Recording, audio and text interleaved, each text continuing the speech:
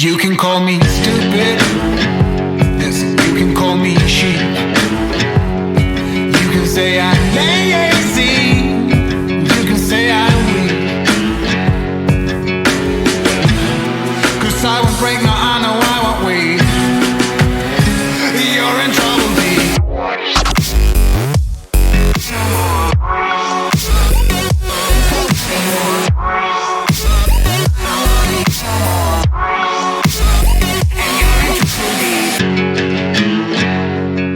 WNBA Swish. I'm Sean Schultz. I am Asia. I'm It's Dar. Brad. I'm Blake. And we have our special guest, Kira London. Kira, you have a group. Do you want to tell us a little bit about your group and your podcast? For sure. Yeah. So it started, so based in Montreal, and what started as like viewing parties called WNB Gay. So the idea is that, I'm queer, and so my community is almost exclusively queer and trans people. And so we wanted to start just like watching the games together and supporting. I've played basketball my whole life too. I followed the W for a number of years, and I found out that a lot of my queer and trans friends were interested in getting into it as well, but just didn't really know where to start because very few of the games are televised here in Canada.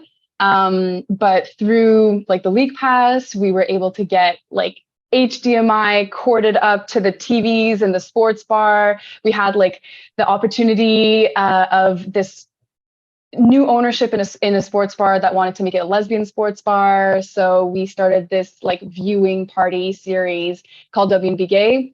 And then I just, throughout the off season, I had a lot of people asking me about basketball and to just kind of explain to them how it works so that they can get into the WNBA.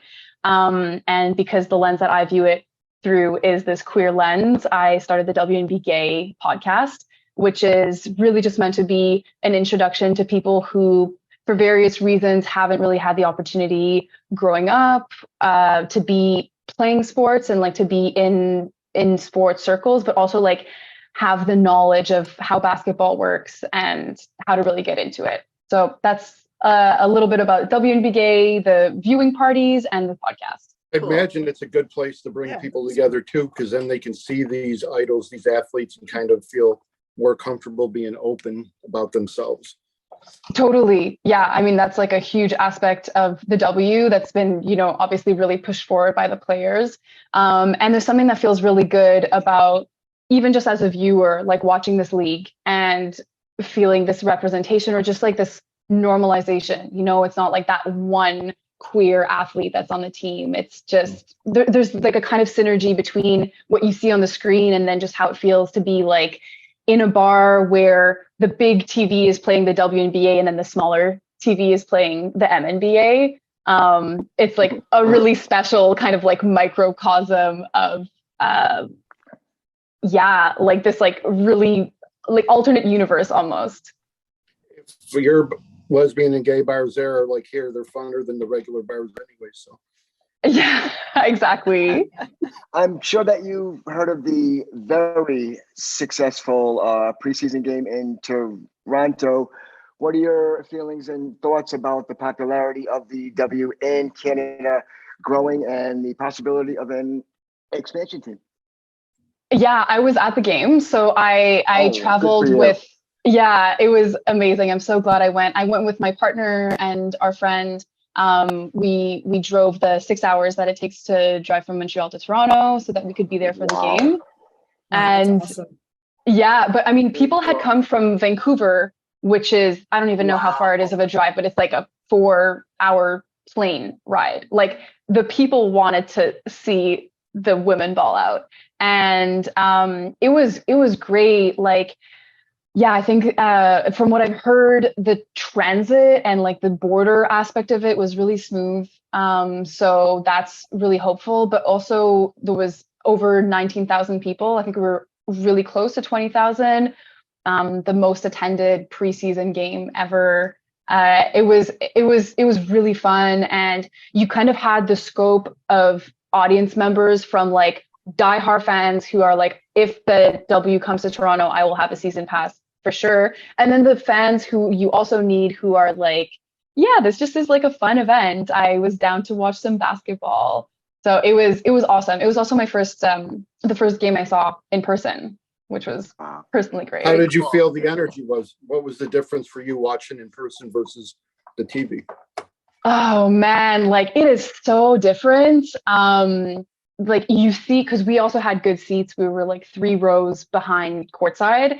And you can see first off like how built and strong the players are, because like when they're on the TV, you know they're tall, but then when they're like in person, you're like, oh wow, that is like I can understand how like the post fight that happens is like an actual wrestling match, you know, like yeah, really impressive. Like to see that too.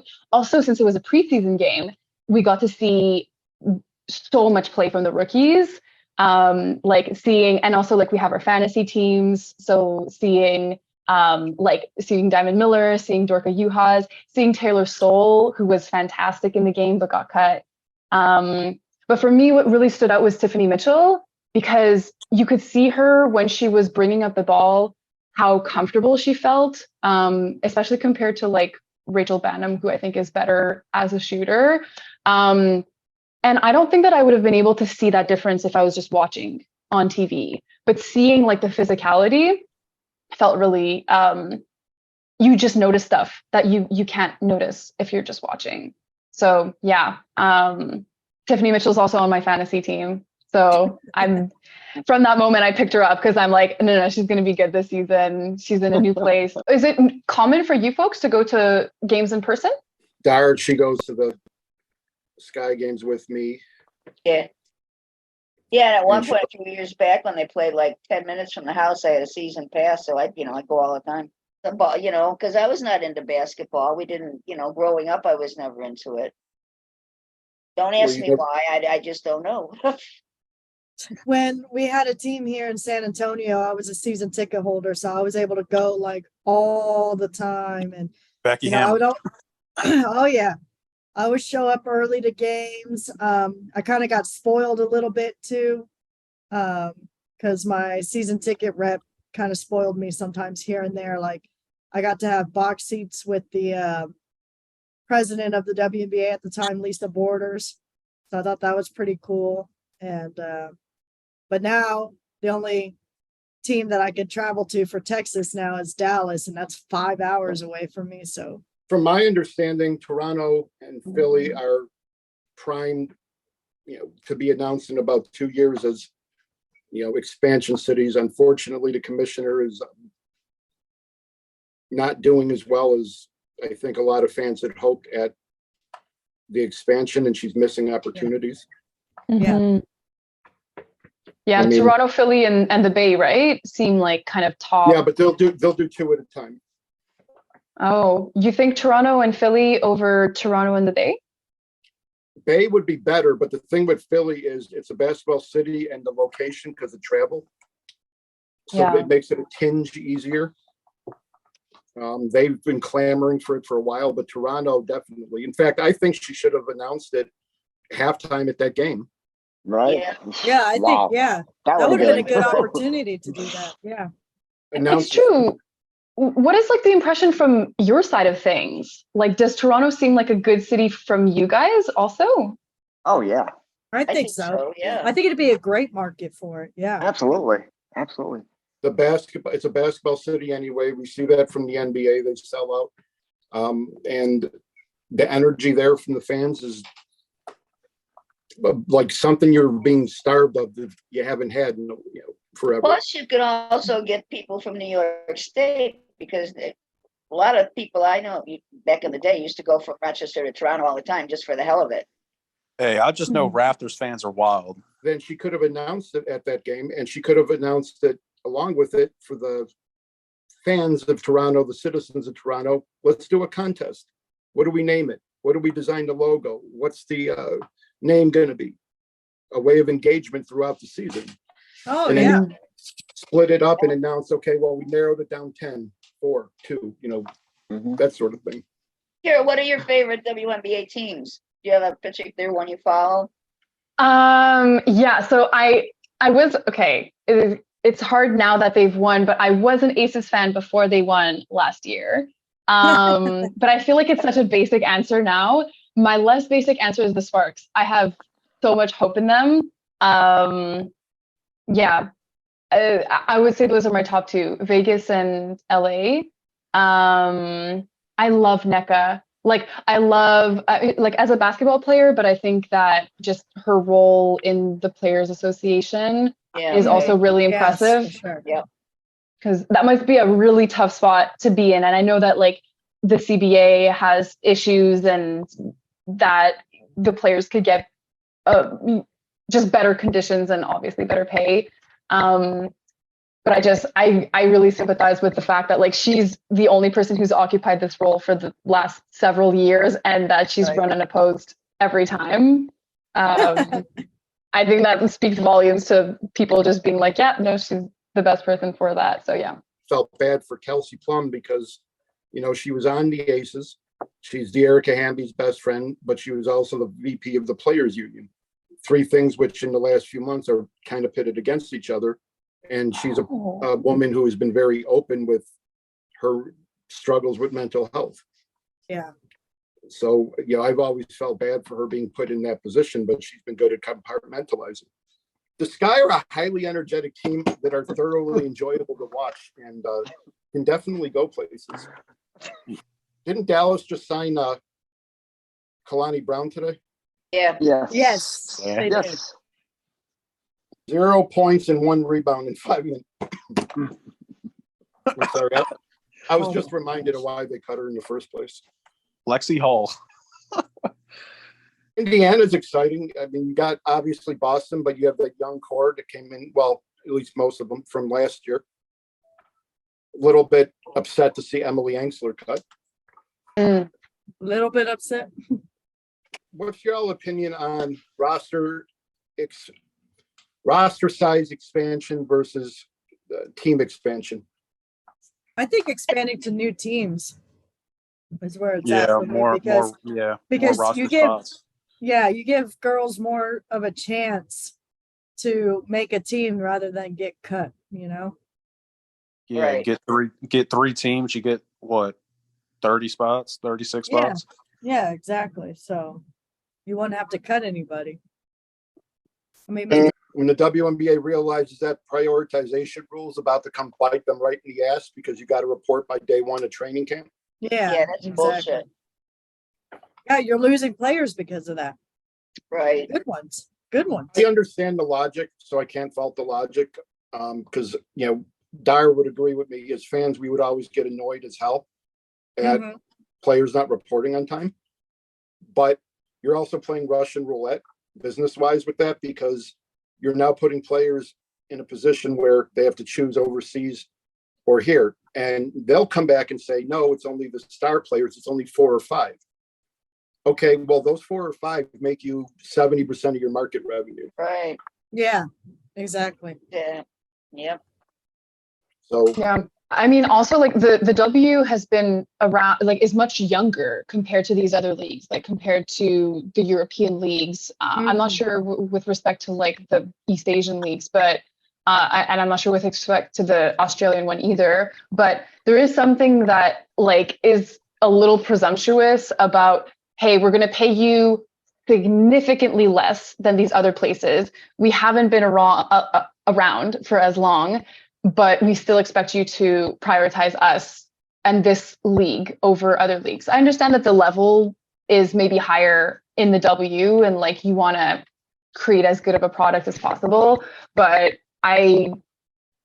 yeah, it does seem to just be at the detriment of players. And like this, I mean, Marine Johannes wasn't affected by prioritization, but like for somebody like Gabby Williams, who the Storm could really use. I mean, like now she's in concussion protocol, or she has a concussion. She has a concussion, right? Yeah. So Yes. even if she were to come back, but yeah, I don't know. Like, do you folks know about any players who have come back sooner, like who have changed their plans because of prioritization well, most and who of those haven't gone overseas? both of those leagues adjusted their dates to Right. accommodate it. Mhm. But Yeah. but when you move, that's for day one of the season. When you move it next year to day one of training camp, which is April or whatever the fuck, you're not gonna. That's really hard to do. Right.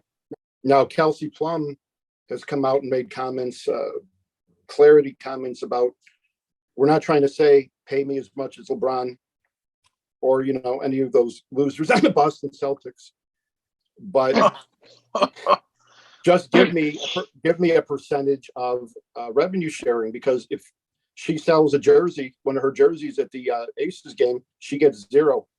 Yeah. And 0 cents. Yeah. Just make adjustments like that. Hmm. That's not that difficult. No, and I can guarantee you off the top of my head, probably all the owners, but at least 10 of them would not care about splitting that revenue. They'd be like, no problem, we're good. His ownership just spent $60 million building a new practice facility with a juice. Oh yeah, with the juice bar. With the juice bar. Storm are building a similar facility that should be open next year. I hate to be cheesy about the slogan, but invest in women. Yeah. Mark Davis and the Seattle owners are showing that. I'm sorry to go at this a little, but Joe Tsai looks a little ridiculous if he's going to spend all that money on the private flights, which he should, but then he's not building them a state-of-the-art practice facility. Like, look at the Candace Parker example, that podcast where she said, "This is the first time I ever had a locker."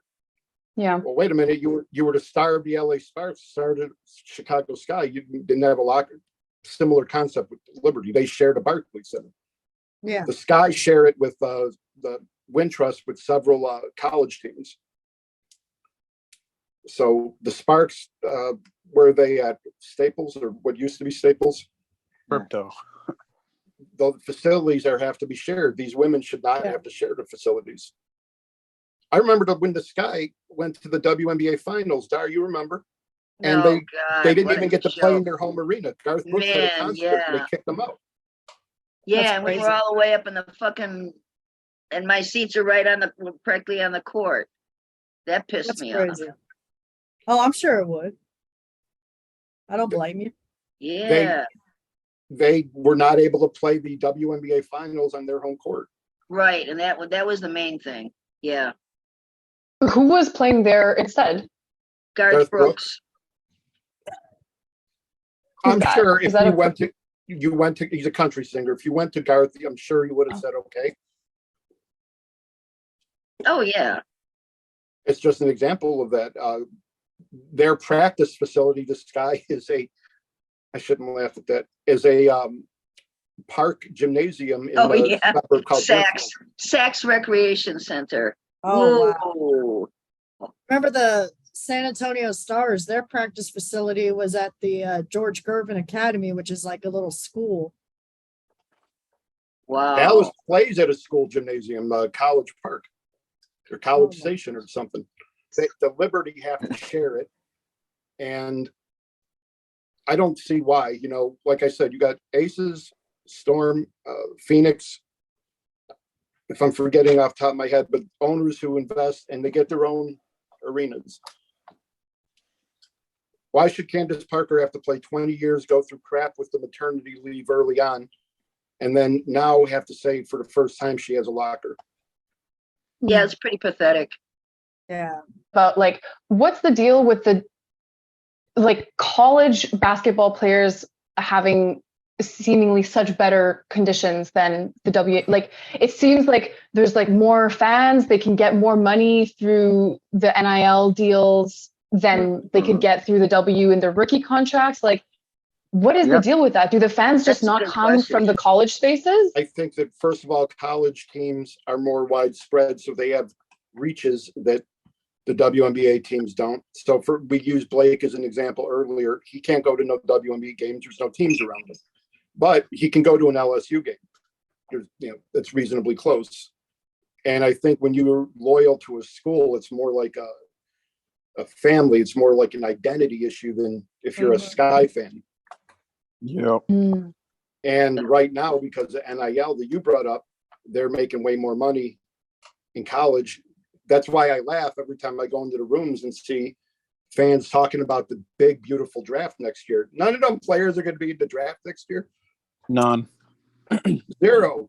Angel Reese, Caitlin Clark, and all the Paige. Nobody's coming to the draft. They can. I mean, why not? That's But I that think 2024, that 2024, 2025 draft. Ooh wee. You mean the one that James Wade traded their draft pick on the sky away for Marina Mabry for? He's an idiot. Yeah. Steve's, I'm sorry. Let's pull the curtain down. She sucks. She was never good. She was covered by all-star players with Augustus, Wayland, Maya Moore, Sylvia Fowles. She had a shield of Hall of Fame players in front of her. When they went away, she cut the Rookie of the Year a week into training camp. She got rid of half their draft picks, and now she's fighting with their star players. See how much trouble she got in, had to issue the apology. She criticized veteran players and said that in the WNBA, right after she got cut, Alexis Morris, they should be cut by age 30 to make room for younger players. You can imagine how well that went. To your original question, Kira, that is why, because it's geographically easier and there's more loyalty to schools. That the W could have rode that capital that the college got and done a lot with it, but they didn't. Do that in Canada, Kira, where there are teams that have college ball like that people are loyal to, like ours here. It's not the same, like, intense loyalty. And like, it's like also like once you leave the college or like the university that you're at, you don't stay kind of tied to it in the same way that I think happens in the States, where like people who've graduated 20 years ago would still maybe go to a game or would just like know what's going on. So yeah, it's really different here. My quick TikTok videos about the WNBA stuff, and then I feel like I mispronounce a player's name. I go, look, I am so sorry if I chopped that name, and if I did, please correct me, somebody, just so that they know that I'm giving courtesy to that player's name, Brittany Griner's back. Feels different just watching it. God bless her. God bless her. When is Wade gonna pick somebody up on a hardship? I mean, he applied for the exemption on Sunday. There was no word on if it was granted or not. So we'll see. what do you think? Dallas, I don't know. Dallas just picked up Kalani Brown. Right. Who should Wade get? He needs a post presence. Right. Oh yeah, badly. It's easy to say who, like, Tina Charles or something, but Some are talking they'd like to see Beal. I don't know. Beal's a defensive player, and while I'm all for that, she's not a post player, and that's not going to help him. Anybody have any surprises so far? My personal one was seeing Sika Kone play. Incredibly talented, just amazing. So that's my surprise so far of the year. Nyara Sabali.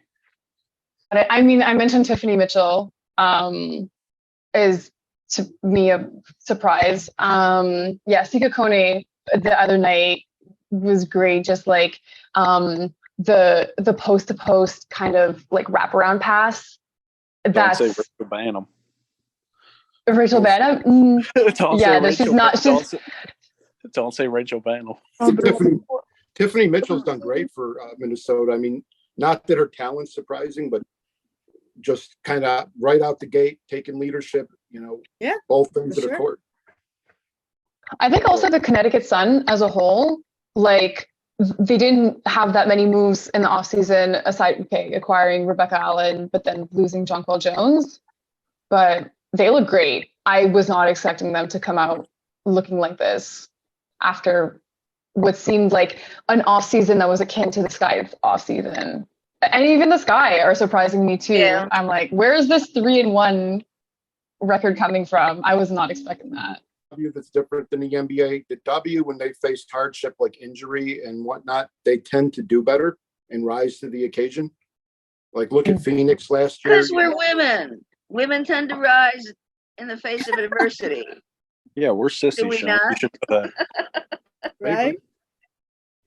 I agree. Women's ball's I'm funner just than teasing. I'm just teasing you. Oh, 1000%. I don't even watch men's college ball.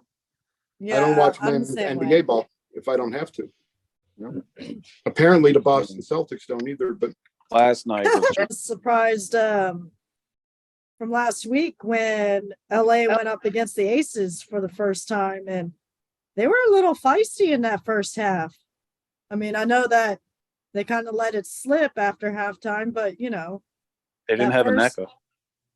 well, that too. But I mean, still, even without her in that first half, I mean, Zaya Cook. yeah, Mm. Yeah, they Chennai were- was holding her own. yeah, And then the second game, they Aneka got the whole entire team sick, and then the rest was history. And they got blown up by 30. oh, Well, the Sky, obviously, yeah, but I don't know. We'll see how it goes. It's not looking too good right now, and it's the dream. Okay, so- what about disappointments? Oh, good one. Maybe Go ahead, Brett. Atlanta. Maybe I think they're, losing those close games. I was just about to say Atlanta, Bradley. I think me and you are on the same vibe here. I'm gonna go with Washington. Really?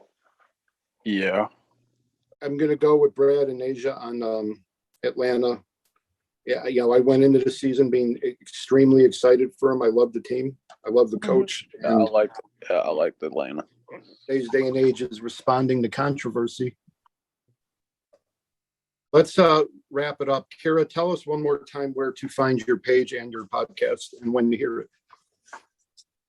Yeah, the podcast is called WNB Gay. And if you're in Montreal, maybe we can link up for some of the viewing parties.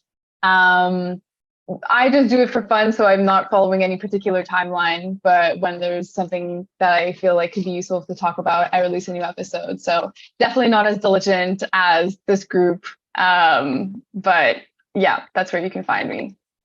Don't forget, everybody, follow us on Facebook and Twitter and Instagram and wherever the hell, TikTok. We'll see where we are next week. Looking forward to some great games.